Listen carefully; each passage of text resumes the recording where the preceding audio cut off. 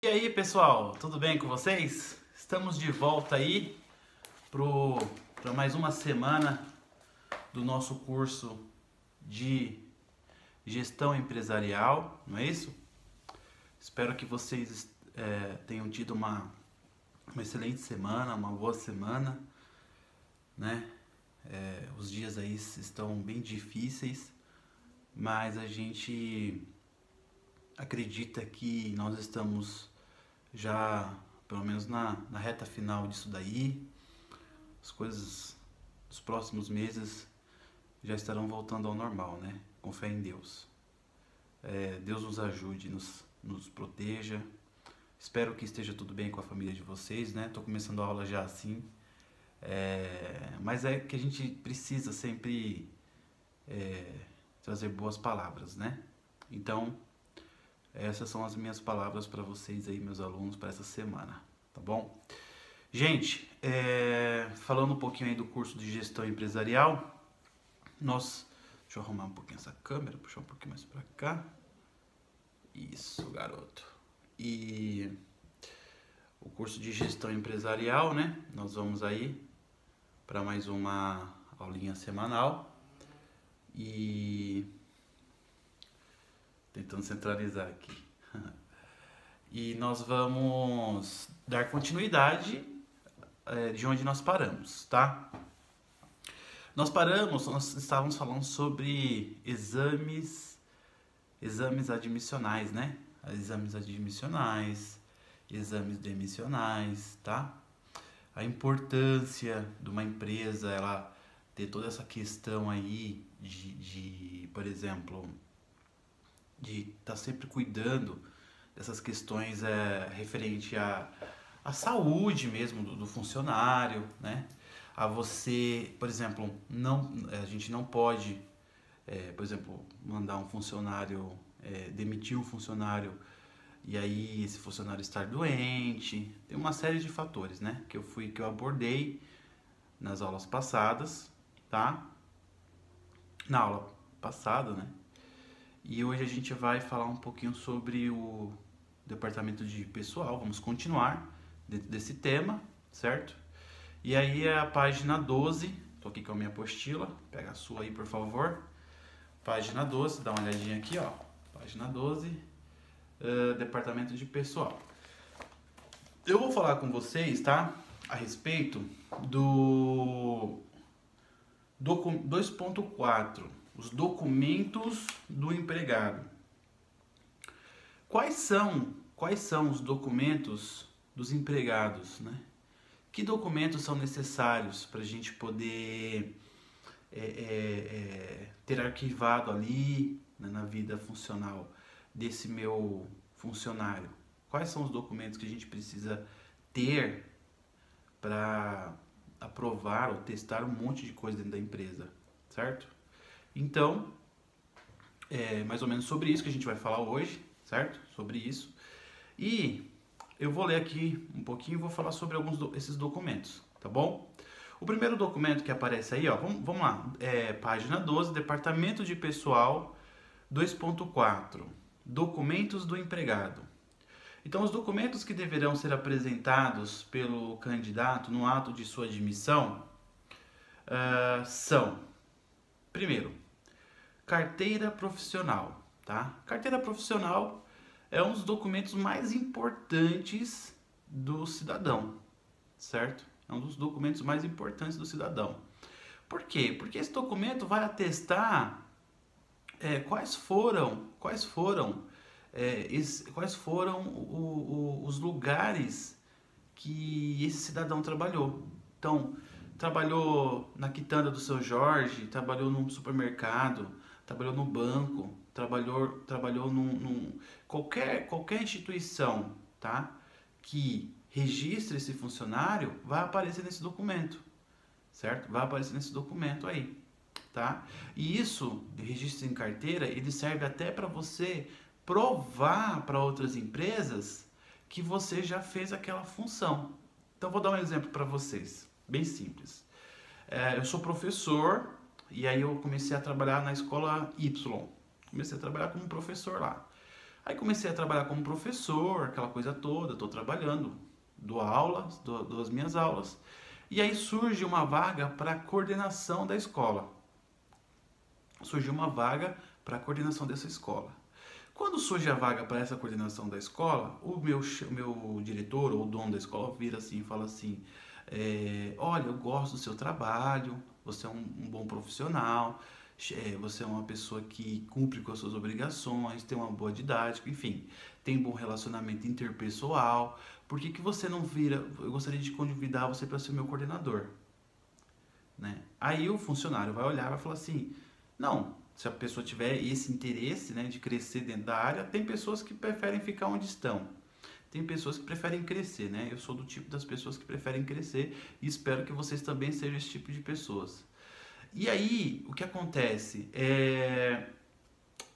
Você aceita essa vaga, certo? Você aceita essa vaga. E você começa a receber um valor X, por exemplo, o salário muda, né? Você recebe um pouquinho mais, né? E aí, o que pode acontecer referente a isso? O seu chefe, o dono da escola, ou, por exemplo, o diretor ou o administrador, ele precisa pegar a sua carteira e atualizar ela, colocar você como um coordenador. Ah, vamos pensar numa empresa, você é da linha de serviço, da linha de frente, você trabalha na fábrica, ok. E aí surgiu uma vaga para você trabalhar como um supervisor, tem um nome específico, né, para a área de empresas, né? Como supervisor, como alguma pessoa que cuida ali daquele departamento, daquela área. Então, o certo é a sua carteira mudar também, porque o seu salário hora vai mudar, né? E a sua função vai mudar também. Então, o certo é o seu chefe, seu patrão, mudar também o registro em carteira. Entendeu? Isso serve para você atestar lá na frente. Isso serve para várias coisas, tanto para contribuição, FGTS, enfim, serve para várias coisas, né? Mas uma das coisas que serve também é para você atestar em futuros empregos que você tem aquela experiência. Porque as empresas, a grande maioria só aceita a sua experiência com registro em carteira. Com esse registro em carteira, tá? Então, o registro em carteira, ele acaba sendo algo importantíssimo pro funcionário, tá? Por quê? Porque ele é algo que além de trazer todos os seus direitos do ponto de vista enquanto funcionário, tá? Esse registro em carteira, ele vai atestar sua experiência, certo? Ele vai atestar sua experiência. E o que acontece muito hoje em dia é o seguinte: o funcionário, ele arca com algumas funções que não são a dele, que não é a dele, tá? Então, por exemplo, pode ser que digamos que esse diretor chega para mim e fala assim, ó, ou esse dono de escola: você pode ser um coordenador aqui, um período para mim, tudo. Aí a pessoa fala: não, tudo bem, posso ser sim, posso ser. Ok, e ele vai ser esse coordenador aí para ele. Mas aí ele só paga um valor X, um valor Y a mais no salário e não muda o registro em carteira. Então, assim, eu enquanto funcionário, eu vou estar perdendo. Vou estar perdendo esse registro, essa experiência em carteira. Então, amanhã ou depois, o dia que eu sair dessa empresa, eu for demitido, ou eu pedir a minha demissão, certo? Se ele não fizer essa atualização na carteira, eu perdi esse tempo. Né? Porém, tá? O que pode acontecer também? Um funcionário, muitas vezes, ele pode entrar com um processo trabalhista contra esse dono de escola, porque ele pode falar: olha, fui contratado, né? Por exemplo, eu recebia por uma função e e trabalhava por outra função. Então, assim, recebia um dinheiro a mais, né? Porém, não se chama desvio de função, isso, dentro da lei. Então, se você pesquisar, jogar aí agora, dar um pause na minha aula, abrir a sua conta do Google, escrever desvio de função e dar um enter, vai aparecer diversas situações, vai aparecer a lei que fala referente a isso, tá? Vai aparecer exemplificações, tá? Então, assim, a gente tem que pensar que esse curso vai te formar para você ver a empresa de uma área micro e de uma área macro, tá? Micro seria de dentro para fora e macro de fora para dentro, de cima para baixo, tá? Então, assim, do mesmo jeito que você pode sofrer isso como amanhã ou depois um funcionário, você tem que estar ciente disso, que isso até o momento é errado enquanto patrão, enquanto dono do estabelecimento, tá? Então, prestem bem atenção, certo? Porque é algo importante, tá? É algo que você precisa estar ciente, você precisa saber, né? Tanto para você não sofrer enquanto empresário, né? Sofrer do ponto de vista de processos trabalhistas, como também para você não ser prejudicado enquanto funcionário, tá bom? Ok, então nós falamos aqui a respeito da carteira profissional, certo? Então a carteira profissional é um documento de suma importância, é muito importante, tá, para a sua vida, ok? Bom, aí tem essa aí, prova na carteira de trabalho de contribuição sindical, caso tenha recolhido, certo? Então, existem os sindicatos, né, que são aqueles órgãos que eles procuram trabalhar interesse daquele grupo.